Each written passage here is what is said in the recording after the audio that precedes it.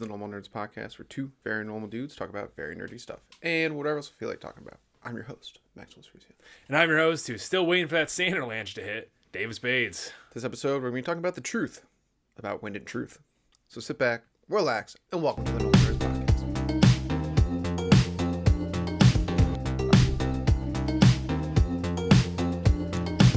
All right, Davis. Yo. Wind and Truth final review. Yeah. Final. And If you go back, on final. If you go back in the previous episodes, you'll find out we had our first take on Wind and Truth. Yeah, that was about what, like a quarter of the book we had read? Yeah, it was about like a quarter, I feel like. About that. Before we get into this, that episode of our podcast is probably one of the most viewed ones it is the most viewed one for our podcast. Yes. So I thought, what would be fun is if, say this episode got like 2,000 views. Sure. Which would be awesome. Because that'd be a milestone for us. And like 4 comments. Yeah. Yeah. Then Davis has to play a scary video game and record it. We all agree upon this. We're doing this again. I mean, we're coming back to this again after 3 years since you pushed this thing. Yeah, because everyone wants it. Nobody wants that. I think that's a pretty fair agreement, right? Oh my goodness. That's a pretty I fair can't wait agreement. for the day you get a gaming laptop and you can do something. Pretty fair agreement, though, right? Yeah, I feel like 2,000 views. Come on, we're not going to get that. We get and 4 comments. 2,000 views and 4 comments. Yes, sure. Okay, cool. Attempt to stream a horror game. Yes, in the dark, no lights. Yeah, you got to do it. Yeah. So tell all your friends listen. How are you gonna see my face if I am in the dark? They'll be able to see. That's terrible. Anyways, not like a long one, like one of those short ones. Not like an actual game. Oh yeah, I don't know. I'm not dedicating the time to that. Yeah, no. But anyways, I'll be here forever. We're here. Tell your friends to view this and comment. Yes. But we are here to give our final review on Wind and Truth by Brandon Sanderson, the 5th book in the Stormlight Archives. This is not a spoiler-free review. There is spoilers in this. Hardcore spoilers. We're going to be talking all spoilers, everything about this book. So let's just jump right into it. Yeah. This book kind of sucks. A lot. Like I was like, the farther I get out from reading it, the more I'm just like, I don't think I enjoyed reading this book. Like at all. Like maybe parts I did. There were parts I actually enjoyed reading, but on the whole, I was like, I kind of just finished it to finish it. Mm-hmm. Yeah, like I agree. I will say this too: is like if anyone is like, oh, they're not Stormlight fans, blah blah blah blah. One, we literally on a wall in the room over have I still have to complete the paintings, but Journey Before Destination, Life Before Death, Life Before Death, Strength Before Weakness, Journey Before Destination, on the wall in our dining room. I said it right. Life Before Death, Strength Before Weakness. Yeah, you did. Yes. Yeah. Very good. On the wall in the other room, as you can see, Davis owns the Stormlight books. Yes, I do. He has read everything in the Cosmere pretty much has to offer. Yes, I have indeed. It was a great ride right until this point. Yeah. So we are huge Stormlight fans. We were pumped about this book. Yes. Jacked about this. I wanted to like this book so much. You go back to old videos of ours, not even old, there are ones on YouTube where we're just gushing over Stormlight. I think we have multiple reviews of like each one of the books, and like we ranked our characters, we ranked our books, we ranked I think we ranked the entire, we might have an episode where I ranked out the Cosmere books. Not 100% we did that or not, but I might have done that. We definitely did not do that. You don't think we did that? Okay. Maybe I did top 10. I don't know. I don't remember. Maybe you did top 10. Yeah, I'm thinking talking about ranked. Yeah. Anything beyond top 10 is kind of useless. But yeah, so we really liked this series. Love the Cosmere. And wanted it to be very, very good. And if you go back to our video of the first quarter of the book, we were like, there was a few complaints we had here or there, but like we were real excited about it. We were like, okay, they're going to the spirit realm and all this kind of stuff. Things are sort of happening. Sed's backstory, still stand by. Very good backstory. Yeah, it's an enjoyable backstory. So let's get into certain things. Let's talk about the plot first off. Yeah. And why we didn't enjoy it. Yeah, what was the plot? Long. It was overly long. This book is incredibly bloated. This is a worry we've had with Sanderson, that we think he's getting a little too egotistical. Yeah, as he gets bigger and bigger, makes more money and stuff. Like clearly, There's like I was watching another YouTube video. I was preparing for today's episode. Nice. I was watching a guy that's a little critical of Brandon Sanderson, critical on this book, and that which is fair. And he was like, "This happens with bigger authors when they start really gaining traction and stuff." Like, he mentioned even like with J.K. Rowling, you can tell that there's a massive dip. Like, yes, the character's age, but there's a massive difference in the way she wrote the original books to the way she finishes out the books. And he's just talking about like that sort of just comes in with like the more money you get, the more fame you get, your writing style starts to shift and change. And that was a totally different time period when that happened. So her changing her writing stories means she had like murder into it and stuff. Yeah, and she also went from having no money, yes, to being super wealthy. Yes, and then she started retconning parts of the character. That we was, didn't like, need, annoying, yeah, but that's whatever. But also that goes to show. Still, Harry Potter rocks. Harry Potter's awesome. What are you talking about? That's a great book series. Yeah. I'd rather be ruining. What am I talking about? That Is right that Harry Potter rocks? Yeah. I meant that as just a general. I meant that as just a general. Yeah. But that makes total sense because the one thing I feel like in this book is that he didn't let editors edit it. And he made Brandon Sanderson like he's like responded to the negative reviews he's getting, and like he has. He mentioned that like he got like he's more edited than he ever has been before, but there was that's insane. This book would have been a 1. Yeah, but the theory currently running right now is that he's getting so big that no one's really like people are editing. Yeah. Also, his main editor, I guess, retired this year, but his main editor also had a lot of strong social ideals, from my understanding. What does that mean? Just say it. Who cares? It means he was woke as balls. Oh yeah, and he was like, he was pushing woke stuff like hardcore. But like he retired, but there was like another person that like runs his podcast. She's woke as shit. So it's like, it seems like Brandon Sanderson from the time we'll get to the plot. I promise.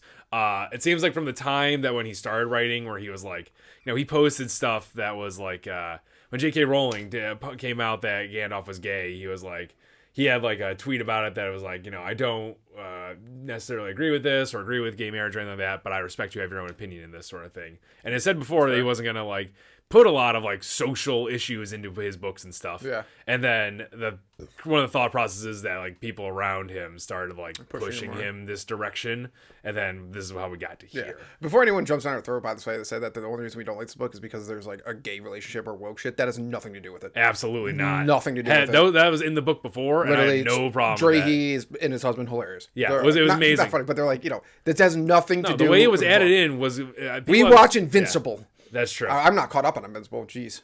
Yeah, you're not. What do you mean? I haven't watched it. You haven't watched any of this new season since the first 3 episodes. Oh, well, you're only missing one episode right now. I know. I gotta. The new one comes out tonight. Yeah. But the point about that being is that like, I feel like some people I guess people online have complaints about the way. Like, people have complaints about the way that relationship has been put into any of the books, or any of like gay stuff has been put in any of the books, and I'm just like, I thought it was fine. I thought it was put in. Like, it didn't take me out of the world hard. No. Until this book happened. And yeah, it was like in this book. We'll get to the back to that. But the Renar and Relaine relationship, first of all, yes, they can make sense as characters. Don't really care. Once again, he did. The problem with their love story thing, it takes up forever, so much screen time, which a lot of people who are even fans do that thing where it's like, the key jangling type people where it's just like, look, they're gay. And they're like, that's all they need. And like, they don't actually need character development or this anything thing like I support is in it, so I'm happy now. I'm happy. And it's just like, okay, you are literally like a cat with like a ball of yarn. Yeah. Just like, look, you're very easily pleased. Yeah. The thing about it just takes up so much screen time all the time, and Shallan shouldn't even been with them because she's not even in this book. They ate up her entire story for her entire garbage story for what it was, which brings us back to the plot. Yeah. The bloating of this book is nuts. There is like the plot from start to finish. The plot when it starts out is like, okay, it's Brandon Sanderson, so I'm trusting that you're chucking in this immediately chucking in this new character of the Wind. You're changing the way Kaladin functions entirely. Like, Kaladin is suddenly, throughout this entire book, Kaladin is like almost does no growing whatsoever. He's almost some paragon of I hate the use of the word therapy. Surgeon for the Mind was great because it wasn't a modern word. Like, therapy is a modern word, and it's dumb, and it doesn't fit in Stormlight anywhere that it has before. I understand that Wit said it, and Wit has been to a bunch of different cultures that are more advanced and all this stuff, blah, blah, blah. But, like, come on. It doesn't really fit the world. And it doesn't fit the world. Surgeon of the Mind was just cool. Surgeon of the Mind was awesome. And at the end of Rhythm of War, which is a far better book, Kaladin was a mess. He had sworn his fourth ideal. He was getting over Tien's death finally and forgiving and doing all this other stuff. But like, he literally tells Dalinar that he's like not ready to go back to battle and do stuff and all this crap. And like, he's kind of a bit of a broken mess still, but he's like healing, but he's still pretty raw. In this book, which is only like a day later from Kaladin's just perfectly fine. It's good. Perfectly fine. It's like he's gone through like 5 years of heavy like soul searching and like mental healing, and he's good to go. Yeah. And he's suddenly able to fix Zev throughout this entire book. Yep. He has no growth whatsoever. No character development for Kaladin in this book. All the main characters. Kaladin, Shallan, and Dalinar get a shaft part in this book. Yeah, they do no growing whatsoever. Kaladin and Shallan just got like their characters were just absolutely murdered and massacred and ruined. Kaladin is not even himself anymore. He completely changes in between Rhythm of War and this book. He's just a completely almost different character. Yeah.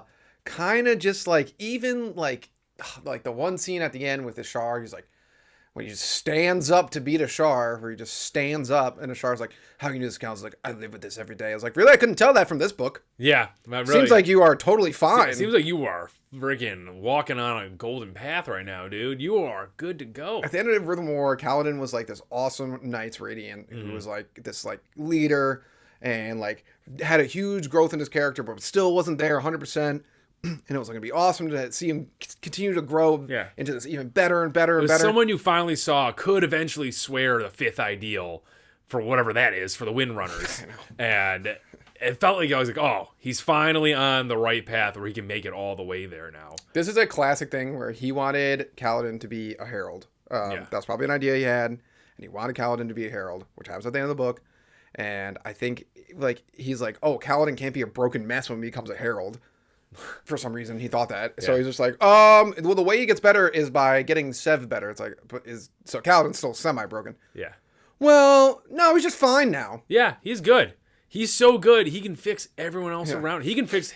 He's so good that now he's going to be the thing that fixes multi-thousand-year-old deities that are... or demigods that just have insane mental damage over the course of years. He'll be able to fix all that, no problem. Lickety split, real by quickly. Just being like... by just yelling stories at them by playing the flute. Yeah, that's pretty much it. When he beat Nail by playing the flute, I literally was like... I hate this book. It was the first time Kaladin did any combat whatsoever in this book. And, it's the first time. That'd be the first time, right? I think so, yeah. Yeah. First time he does real combat in this book, and it's garbage. That fight sucked. Kaladin should have probably died, honestly, fighting Nail. Or, like, definitely. Sev should have had to jump in. But the wind, this new throw-in character that hasn't been anywhere else in the books, and for, I was stupid. I should have known because because it felt wrong when the wind came in the first chapter. Like, but it was bringing in Sanderson, so I was like, you know what? He's throwing in this like almost whole new deity-esque thing.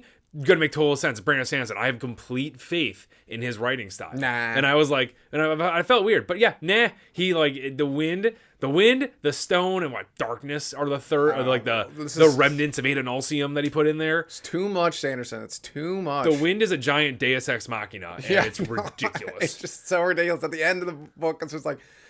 Just automatically makes Kaladin win pretty much, and then it's just like I can make it so the Herald's soul and mind is mind and body is different. I'm like, okay, what? Okay, you can just do this now? Remember how the wind was like pretty much the entire book was like I can't really do too much. I'm like too disconnected from the people and the planet and stuff, and suddenly he can pull off this grand amount of magic that a literal shard of God could not figure out how to do properly. Like. It's so dumb. I just like Kaladin's story. Kaladin's story is the biggest disappointment in this entire book for me. Oh, 1000%. Yeah, biggest disappointment. I think it's that Dalinar and Shallan for me. I don't know the stories I was like biggest disappointment. I think one of the biggest disappointments in this book for me was the champions battle thing. That was bad. That was like. Maybe Kaladin is worse. Kaladin was the main character of the book and always has been the main character of Stormlight. I don't think Sanderson liked that or something, and he just made Kaladin do nothing in this book. And everyone's like, he was supposed to be the next wit. It's like, well, now he's a herald. awful. No, he wasn't. He was never supposed to be the next wit. Like Kaladin is just a completely different character than he was in the first 4 books, and Kaladin's character growth is phenomenal. Yes, it is a masterpiece. And then it's right up until this. It's like someone decided to stop painting half. Like at the last quarter, they started to stop painting. Mm-hmm. And then this book is supposed to take place over 10 days. So it's supposed to be some urgency to it. Like, they're supposed to get things done in 10 days. Every time, we'll get to Adolin in a second, because every time it comes to Adolin, you actually feel urgency and everything like that, because Adolin's storyline is actually phenomenal and amazing. Yeah. But you don't feel it ever in this book. And also, clearly, Kaladin never cared. He barely brings it up. At all. Don't you think he'd be like, hey, we got 10 days. We should get moving. Yeah, let's get this all done and stuff. I mean, it didn't matter, though. Like, maybe there's a reason Kaladin wasn't bringing it up, because the mission he was on didn't matter. Like, it didn't matter It didn't matter. Like, it didn't have any connection to anything other than fixing a Shar, which was useless to Dalinar at the end of the day. It's true. Which was the whole reason that Dalinar sent him out there, that was right? the whole reason, Like, he wanted to go out there because a Shar was supposed to be some big, font of information that was going to help fix something. When bonds were stole from Odium's well. Yeah. Like when bonds and oaths were sworn and stuff, like a shard gets a little better or something like that. Instead, he's just as crazy as the rest of them. It just has some more power because he was a bondsmith. It was so disappointing when the entire book you're like, all right, it's going to be an unmade, which is like, all right, you're already kind of spoiling what's there, but that's fine. It's going to be an unmade in Shinovar. Like, that's going to be the big thing that Sev, rebelled against. And Sev's going to be actually right in the long run. And then it's just a Shar. Yeah, it was that was such a waste. It was such a waste, especially because the scene where Sev, goes into the room where he finds it's, an unmade. It's literally, a bunch of Spren nailed to the wall. And I was like, isn't that what a Shar does? Yeah. And then at the end of the book, it's like, it was a Shar. I was like, I thought it... I literally at first I was like, it sounds like it's a Shar, and they're like, it's an unmade. I was like, oh, I guess it's an unmade. I guess. Okay, well, it's an unmade. Oh, okay, well, I wonder to see what this unmade is. And they're like, it's actually a Shar. And I was like, oh, that's what I originally thought when I saw all the things spiked into the wall. Freaking stupid. I was like, freaking so stupid. A Shar also pulling from the well was dumb. Go ahead. Sorry. A Shar what? A Shar pulling from the well was dumb. It was so stupid. It was stupid. And also just should have been able to. The way Kaladin beats him is so lame. He just stands up and his Shar's like, how is this possible? And I was like, this is the dumbest thing ever. And another thing I realized was pretty stupid was, you remember when Sev accidentally falls into Shadesmar to fight those people? He gets yanked in there, yeah. Yeah, he gets yanked in there, but he gets yanked in there to fight those people. Yeah. And then he kills one of them with Sword Enemy. Yeah. Which happens to be one of the people that was missing at the end. Oh, was she not there? Yeah, that makes sense. Sword Enemy killed her. Okay. Yeah. I was look back, I was like, that entire scene was just so at the end was like, oh, Sword Enemy can actually save them by killing them. And I was like, yeah. So you just threw in a random scene where he gets pulled into Shadesmar to do this random fight just to be like, look, call back to this. It's like, so you literally put it in just so this thing could happen at the end. It just, if you really think about it, it's just thrown into the middle of the story. It really is. And guess what? Sword Enemy can kill a god. Yeah. So I'm pretty sure he can handle some bastardized mutant heralds that were made by another fucked up herald. Also, I did not need ruined. Yeah, he destroyed it. Is another. I think he almost destroyed every character in this book that he possibly could. Except for Adolin. Adolin rules. Adolin's story is the shining light of this book. If Adolin died, I would. That and I think Honor's story were the two. Honors, where I was like, this Tanavas was like, this is amazing. This is really good. This is just good for the Tanavas, good for the Cosmere. Really cool to see how that all works, and just good for the other books because that it fills in gaps in the original 4, so that's why it makes it really nice. Useless for this book, but really good in the other 4. But Adolin's story was fantastic. Yeah. I just enjoyed every second. Let's go on some positive stuff right now. Yeah. So we'll talk about Adolin's story. Yeah. Before we do that though, Sword Enemy was destroyed because Sword Enemy was all it had to do was kill and be confused, and that was great. And then he turned into this weird ass feeling sad sword thing, and I'm just like, this is dumb. Yeah, it's what's annoying is most of the Spren minus so you had Syl gets character development, and the Stormfather did too. But most of the other Spren just kind of are what they are. Pattern has character development. Pattern learns. The main character ones, but Ivory pretty much is just Ivory. Yeah, Window's Windle, and that's what makes their characters. Yeah. And Sword Enemy could just been Sword Enemy. Yeah, that'd been his totally character fine. was perfect already. I've been totally freaking fine. Yeah, and so he's like, I don't have to kill, and I was like, Boo. Bad. So Seth's going to be a total loser. Yeah, that's so true. Yeah. He's going to be absolutely useless. I know. It's gonna be so He's already missing an arm, so yeah, he will be. It's But dumb. Adolin's storyline rocked from beginning to end. Adolin is a shining star in this book. Yes. He is awesome. It's not just, except there's only one flaw. Then we'll move to the great part. One flaw is that we didn't get to see Tanael, whatever, and Ash fight.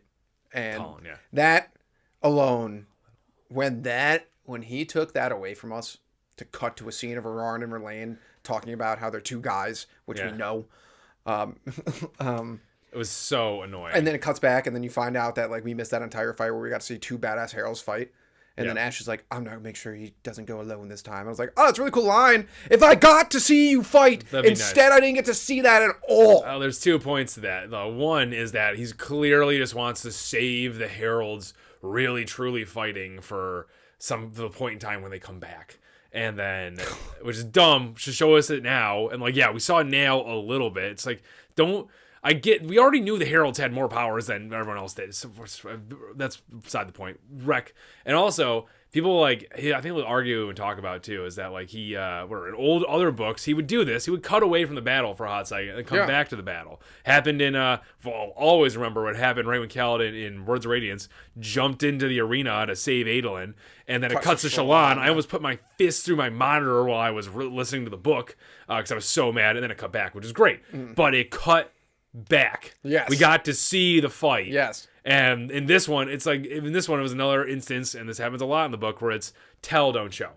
Yeah. Oh, don't. Yeah. It's like, one of my biggest complaints about this book. We'll talk about Halo in a second. One of my biggest complaints about this book is the writing style sucks in it. He turned into a tell, don't show thing. Yeah. Like I'll give you an example is when Shallan goes to her wedding, which we'll get on that too. But when Shallan goes to her wedding and she walks into the wedding hall and he goes, she looks at it and it just writes, it's beautiful. There's a big window showing a mountain peak.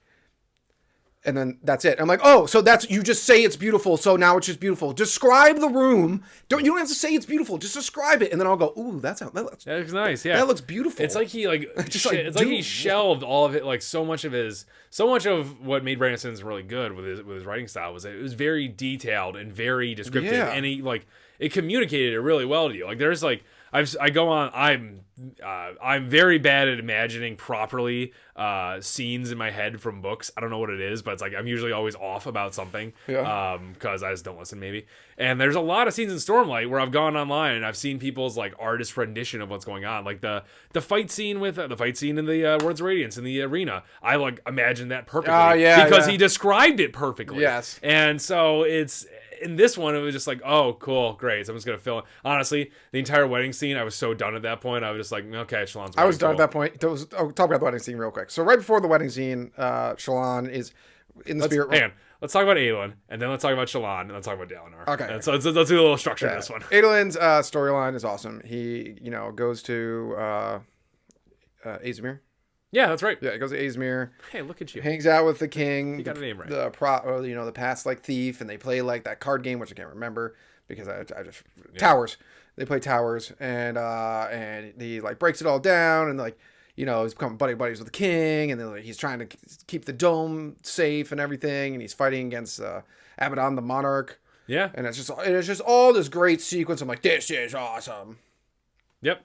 Yeah, the entire time. That's what it was. It was awesome. Yeah, and it was fun. Yeah, and like there was like a scene or two, the transgender scene, whatever. Throw that out of there, like for you key jangling people who just want balls, like shiny balls thrown in their face. Yeah, that's all that was. Yeah. It didn't make any sense for the world. Whatever. I was like, whatever. Adolin's awesome. Yeah, Adolin's awesome. We saw some real growth out of him too. Like Adolin's always Adolin, but when he loses his leg, we have to go through that amazing sequence where he's like trying to accept while still in war, trying to accept the reality that he's in, and then decides for once for the Stormlight character rejects that reality, picks up a sword or a spear or whatever, and goes right back to the front line. Yeah, it was like, damn, dude, you are him.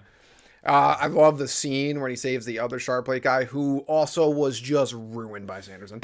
We could have had some real connection to that guy. That guy should have stayed. Yeah, like I'm not mad that he's dead. Like it's just like he could have been a good character going forward, and he just just had him just smashed by storm, or what do they call the Stormcrag? Thunderclast. And like it just dies, and then like, he just moves on from it. And I was like, Adolin loved that dude. Yeah, and I'm upset that we didn't get really to love him too. Like even in the span of this book, I think it's because he jumped around so much, but like he didn't focus on the storyline enough. If he focused on Adolin's, if he cut like half the storylines out of this and focused on Adolin's and like a couple other ones, like if he'd focused on this and actually developed that character, even over the course of like say 20 chapters, and then that guy gets stomped to death, I would have been like, oh no, guy whose name I can't remember right now at all. We would remember it though. Yeah, but we would exactly. That's the point. Especially because Adolin has that awesome scene where he saves him by just like not fisting, going just double fist, just punching the fuck out of Fuse and shit, and just singers and shit, and he's just going nuts. Yeah. Berserker mode, just ripping them apart. I was like some Space Marine level shit. I was like, this scene kicks ass. Yeah, I know. And then he saves the guy, and it's awesome. Yeah, I can't remember what the hell was that guy's name. I have no idea. I'm tired. Oh yeah, and then you didn't develop enough for me to get. He was the shard plate user that Adolin saved. Yeah, and then couldn't save, and then just got crushed. Yeah, Adolin losing his leg was a really good sequence. I like this whole back and forth with Mai too, who was just straight up just the Zuko's girlfriend from Avatar. Yeah, literally that's just who she is. I enjoyed her. Name is also Mai. Yeah, Maya. Who's Maya? Maya is Adolin's friend. Mai is Zuko's girlfriend. Mai is Adolin's ex-girlfriend. Oh, yeah, that's confusing. Yes, okay. That's what I'm talking about. Yeah, you are right with that. Yes. Okay, that was confusing me. Yeah, the girl who's like kind of who's kind of emo-ish and like kind of whatever, and she's like an archer and she's kind of like standoffish, blah blah blah. I was like, this is literally Mai from Avatar. Yeah, 100%. But I did like her and Adolin's little back and forth. I did not like how of course she saves him at the end of the day. Whatever. With what I was totally fine. But then he saves them all. Yeah, I was totally by having fine that awesome fight with the Monarch. Yeah, that was great. And then I did really enjoy even though I did not see his shard plate coming back to life and saving him. I did see all the dead eyes coming back. I figured after a while I was like, oh, that's what she's gonna go get. Yeah. And I was like, I didn't hate it. It was still a really good storyline. Saw it coming a mile away. I think when his shard plate came back to life, I was like, oh shit. That was one of the few oh shit moments I had. I was like, oh, I like this. And I like that because this is Adolin storyline. Like he's the sole human that's able to restore a random ass bond just by not even forming a new bond. And I'm glad too, because it makes it so he's not a Radiant. Yeah, that's true. And it's a cool little extra mechanic to the world. Yeah, it actually is cool. It's like I didn't think about how much I actually do like that, because I've been screaming I don't want him to be a Radiant forever. I know, forever. So it gives the Dead Eyes a thing that makes it so that they're not Radiants, but they still can. And it helps them start healing too. Yeah. But so Adolin's storyline was the only peak of the book. Only bloat of Aelin's storyline for me was when he goes and talks to the one guy who got in trouble because he rode into battle with the king, and they're like, oh, you can't do that. And then Adolin talks to him for a little bit, and he's like, is there something that like you love that or whatever? And Adolin's like, oh, just like my dad, because once again he's doing a tell don't show where Adolin just openly goes, this is how I feel about my dad. I'm like, yeah, that was irritating. Adolin's storyline. It was just like, we already got through this. Yeah, the only bloat I had was when they were talking about how they were going to sneak into the castle. That was just like, it's like the Sanderson is supposed to be going on at that moment. Yeah. And there's just like a 12 minute scene where they're just talking about how they're going to go in there. And I was just like, was Scar and Drehy there? Yeah. No, not Scar. Drehy and... Isn't Drehy dead? Not Drehy's not dead. Oh. Isn't it Drehy? Yeah, Drehy. Yeah, he's not dead. Oh, yeah. Is Drehy the gay one? Yes. So it is Scar and Drehy. Yeah, Yeah, they're both there. He reforms the trio. Yeah, he's like Adolin's little buddies. But they were there, and they're just like talking and talking. And I was like, because like the thing is like at that point it's like the book has already been like. I know. Yeah. So I'm like, just move on. Let's get it over with. But Adolin's story is awesome. And I just want to give one shout out to Yanagan. Was a great character too. Yanagan was awesome. Yeah, he killed it. He like really. I liked Yanagan all the way back in Words of Radiance when he popped up, and he just made that character awesome. Yeah. So that was great. But that's really, now we're getting to probably the bad stuff. We can talk about Honor story, Tanavast story if we want really fast and stay on the positive stuff, or we can move right to that. No, I think when we talk about Terravodium, we'll talk about Honor story. That works. Okay, I want to talk about awesome raises and how bad Terravodium is. Let's talk Dalinar, and then we'll talk Shallan the Dalinar. Shallan's faster. Shallan's faster because he did fuck nothing with her. She did absolutely jack shit this book. Like absolutely jack shit. I am like so mad about like. like, I know there's like, you're not the biggest Shallan fan or whatever. Eric's not a big Shallan fan. But I still liked her character. Yes, I agree. She's not my favorite storyline usually, but she's still amazing storyline. Yeah, I 100% agree with that. But like one of those things about it is like what made me so mad about it was like, it's like, okay, he was trying to like in this book he was truly trying to do that like this is a product for everyone kind of book. Yeah, and he took the character that is a big fan of a lot of like the female and like fringe type people and just gave her the worst story ever. She does nothing. Horrible. She kills Mraize. Oh no. And in a very the only thing that was or whatever. Yeah, that was the Yaddle formless thing was cool. That was cool. That one threw me off. I liked that one. That was still wasn't a shit moment because I didn't care about the storyline, but I thought it was like clever. Yeah, because like one of our complaints about Shallan's story too was that Vale was back. Yeah. I hate what he did with that. It's like, I get it. Vale became a part of her and all that stuff. But when Vale, like the whole point of Vale becoming a part of her was that Vale was supposed to disappear. And just like Shallan was supposed to just envelop that and become a new person in essence, or like grow as a person. Yes. Instead, it's more like she just stopped like seeing Vale everywhere and just started hearing Vale everywhere. I know. And it's like, that's not fixing. No. That's not the fixing you said was happening. And I hated it. And it was dumb. And then like at the end of her storyline, Radiant goes away too. And it's like, I don't even feel like Radiant should have left at all. Well, yeah. Like, what was the point of Radiant? Like, Shallan's not really graceful or anything at the end of this book. She's just like, she can do the hard stuff and killing people. She did that. She did that when she was a child. And also, it seems like a Vale thing anyways. I never understood that. I never understood that Radiant was the one that could step up and kill because Radiant's like... Because she's like a warrior. Yeah, because Radiant is...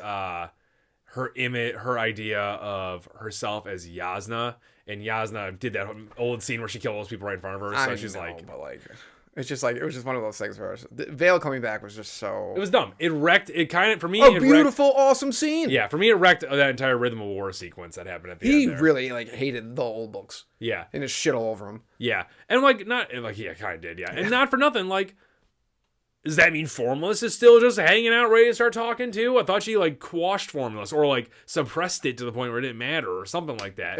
But if Vale's not really gone, then nothing's really gone. I know. Then if Shallan makes 20 more personalities, we're gonna be clusterfuck with this for the rest of life. Yeah, that's like the whole thing you said where like Radiant's like, I'm gonna leave now, blah blah, and you're like, no, you're not. No, you're not. You're just gonna not be right here all the time. So the scene where she kills Mraize is so boring. Yeah. It could have been this like. Just like I don't know, once again the book was shorter, maybe things would have more impact, but like it could have been like this cool like I understand he wanted to do it fast because like it was like first stab pretty much wins, but like they could have had a little back and forth with like some dagger play, something like that. But instead it was just so quick, like it's just like quick done and done. Oh, does Shallan have like the skills to even do that? I don't know. I don't think she does. That's the thing. I mean, she snuck in there. That was pretty cool. She snuck in there, but no dagger skills. I don't think she's that well. Maybe I don't know. There might be a spot in the books where she's trained, but as far as I know, it's like Shallan kind of sucks with a weapon. Yeah, that's true. I don't know. Her storyline sucked. I don't know. It was bad. Also, remember when he all the way back at the beginning of the book when she turned her Stormlight figments into reality. Oh yeah. And then this never used it again. Nope. It was like. This was so stupid. Her armor was wasted. Her powers were wasted. That was such a waste because I loved her armor. I was like, Shallan. Yeah, that was great. Creation Spread, that was sick. That was awesome. So much fun. Her whole crew in the beginning wasted. They were hilarious. Oh, yeah. And then he just threw all them out the window. For this garbage. Shallan's literally entire sequence up until she went to the spirit realm was actually great. Yes, it was. Until she linked up with Renarin and Merlane and then just suddenly became... She played the role where it's like, oh... They're my purses. Yeah, like that's what it was. She was just gushing over the entire time. It's like, it does nothing. There's like real stuff going on. It's like Kim, people are dying. Like, get over it. It's fine. Like, apparently, according to your world currently. But did you know that Renarin and Merlane were two boys? Oh, what? I don't know if you knew this. That changes everything. They only mention it. Like almost every time they show up. Oh my goodness! Wow, with this in 2025, like who would have thought this is such a daring storyline to have? I don't know if you know this, but they were bringing it up that they were two boys. Oh my goodness! Because no one cares that they're two boys. No one cares that they're gay. I don't care that they're gay. I don't care. I did care that they were a Parshenian human. That could have been interesting. They only talk about it at the fucking end of the story. Yeah, that's true. Like that, I think I brought that up or like way earlier in some of our shitting on the book was that like.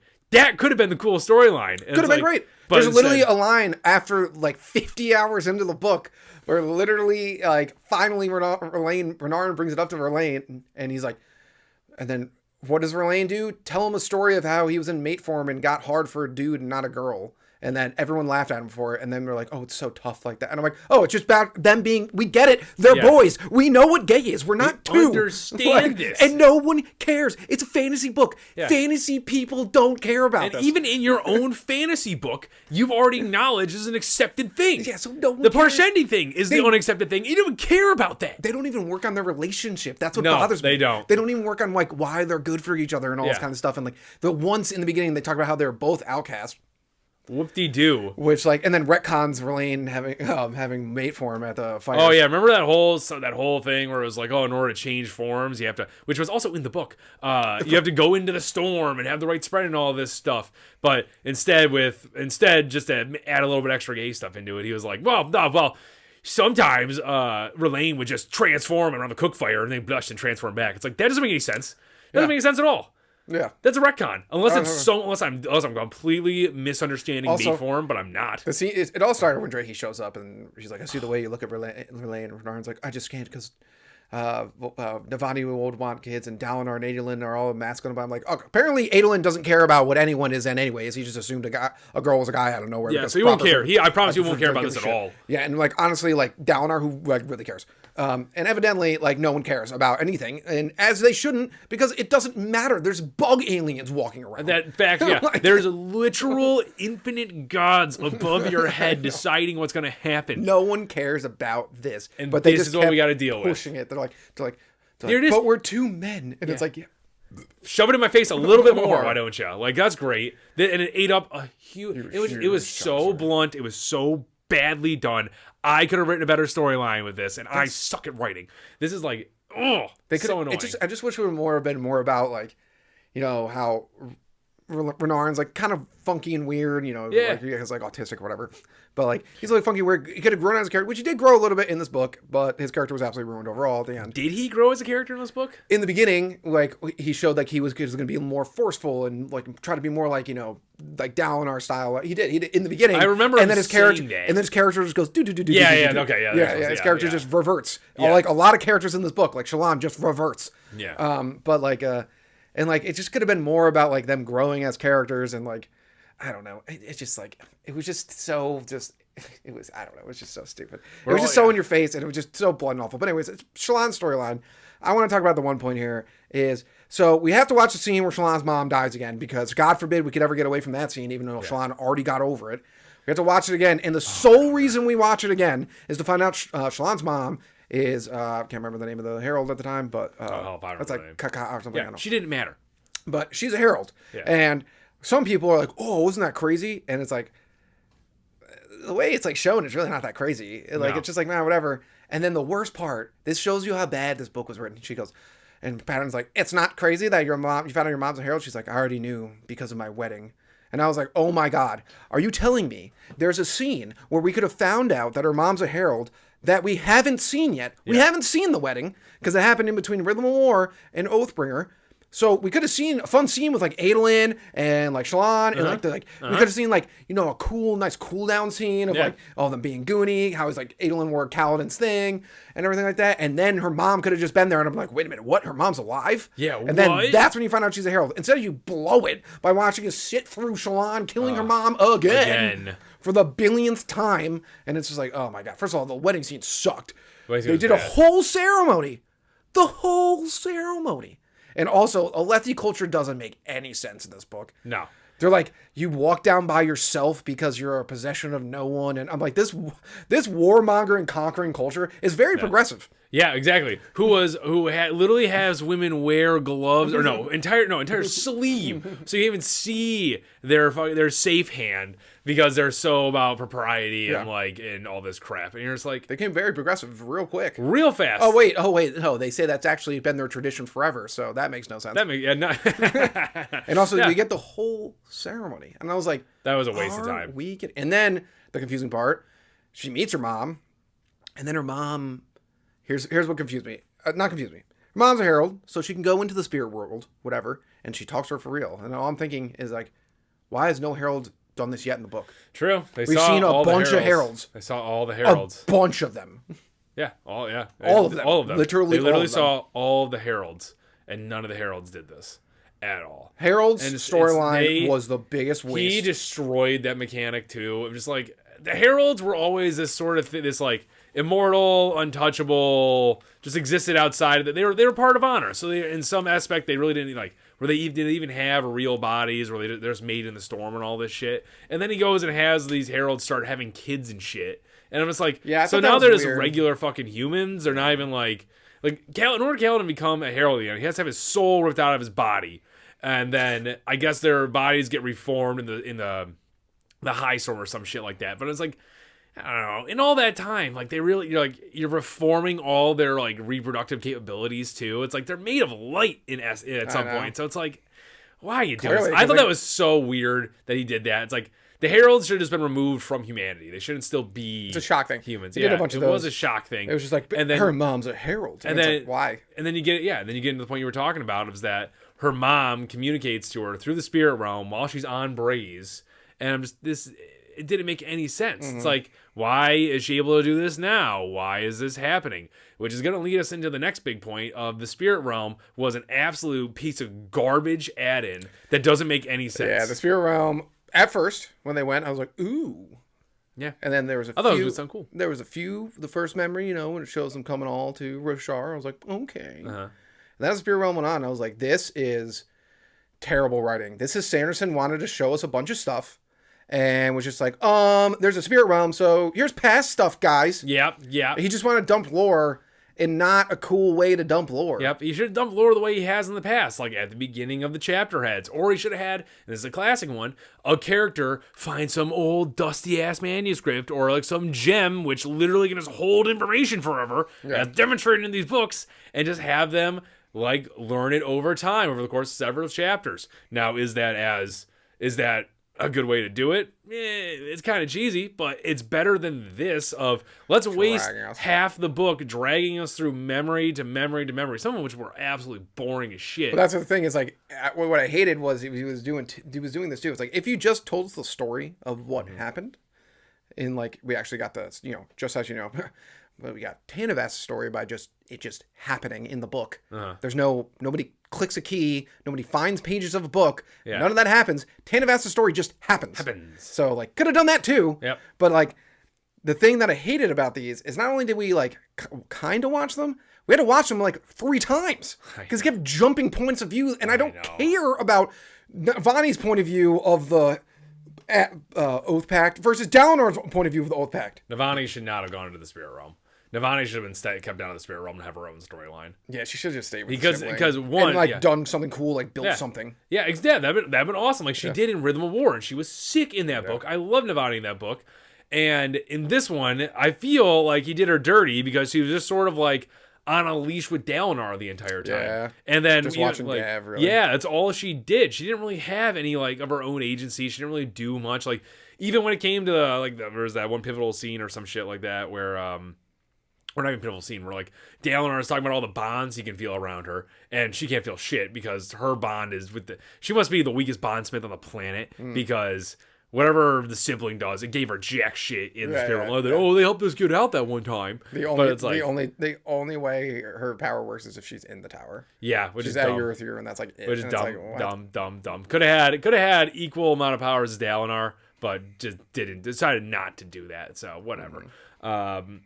That was stupid. And yeah, they forced memories that there were a couple cool memories that I enjoyed seeing, but it was almost like they were almost sort of ruined. I think I'd rather have the Ashen memory when the humans come over from Ashen for the first time. That was a cool memory. That was a good one. You want me to remember cooler? Because they're already in the magical, wimey-timey spirit realm shit. Let us understand what everyone is saying. Just put in a fucking translator. When I couldn't understand what the humans were saying, I was like, what is this? I know. What is this nonsense? I don't care if he's in the body of a Parshendi or a singer or whatever. It's a spirit realm. Just magic it up. I know. Like, why are you doing this? This is ridiculous. Like, who cares? It was stupid. It was dumb. It was really annoying. That was a cool scene. When the heralds became heralds, that was a cool scene. When Honor showed up, that was really cool. When Honor showed up, that was cool. But there's so many. After that, I literally... you were right. I don't really like what they did with Bala Middle Ishram because That I was think... annoying. I just think her story sucks. It's just like... It's so lame. It's just like the entire time she's evil, she's evil, she's evil. It's not even that she's not evil. It's just that her whole thing is she just goes to Tanavast is like, I want to make peace and good. And Tanavast is like, okay. Neat. And then he's like, oh, wait, never mind. That'd be bad or something. I don't remember. It was, I actually just reread the chapter on that randomly because I opened the book to it. It was like he betrays her because he knew her plan wouldn't work because Odium's power would just corrupt her anyways. Odium's power wasn't like changing for her. It was just protecting her from rays blowing her up because it was like, ooh, she might let me do what the fuck I want. Oh, okay. Yeah, and then so pretty much that's when we know all about her. And then she gets betrayed by the Bond Smith Herald. And everyone's like, Ashar? No. Malishi. Malishi. Gets betrayed by Malishi. And that's it. That's it. That's the backstory for yeah. Bala Mishram, the character that was talked about a billion times. You know what she does at the end of the book? You know what she does at the end of the book? Jack fucking shit. Yep. She just flies off to come back another day. Yes. So we had to hear about her so much. And then finally, we're gonna get to see her. Let's go. What's she gonna do?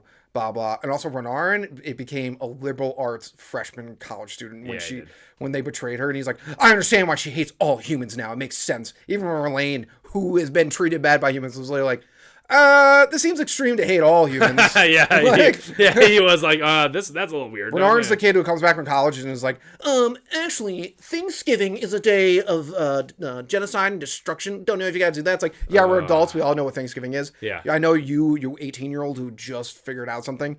Congratulations. Yeah. He was that guy. Yeah. That's exactly what he was. He when they were like, should we release her or not and all this kind of stuff, I'm just like, seems like a bad idea. Yeah. Doesn't really seem like it's a net positive. Yeah, I really don't know what she's going to do overall. Like, yeah, she wanted peace at one point, but like... Clearly not anymore. Clearly she was kill all humans. She almost killed Renarin if Relaine didn't step in and go, no, don't do it. And then she was like, okay.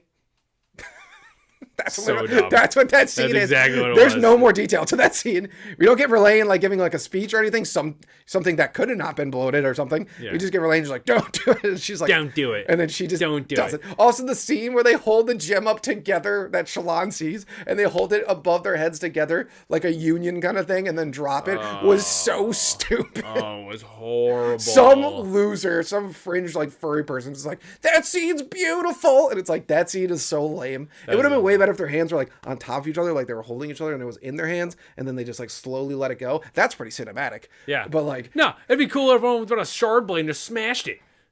Yeah, it would have been so funny though. This would have been a bad scene, honestly, but it would have been super funny because it wouldn't fit the theme of the book at all. It's also just Relaine throws it, and then it's and then Renarin's there holding his shard blade like a baseball bat.